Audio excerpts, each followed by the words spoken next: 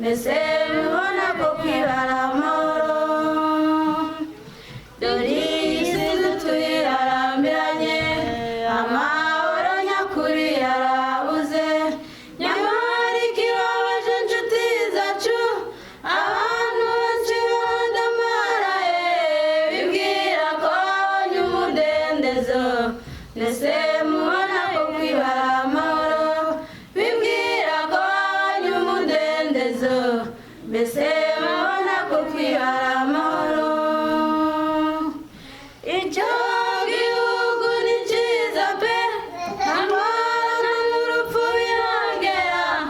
Abantu baho bose barareshya, ubwiza bwaho ntibugereranywa. Mbese wowe nshuti ujye uhatekereza, ubwiza bwaho ntibugereranywa. Mbese wowe nshuti ujye uhatekereza. Icyo bana bemwe bana b'Imana, nimureke imirimo y'umwijima.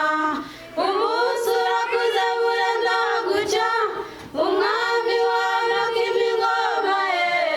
Abera bakazamurwa mu ijuru, aho tuzibanira na Uwiteka. Abera bakazamurwa mu ijuru, aho tuzibanira na Uwiteka. Yemwe bana b'Imana, nimureke imirimo y'umwijima. Umunsi urakuze burenda gucya, umwami wamaka ingoma ye. Abera bakazamurwa mu ijuru, aho tuzibanira na Uwiteka.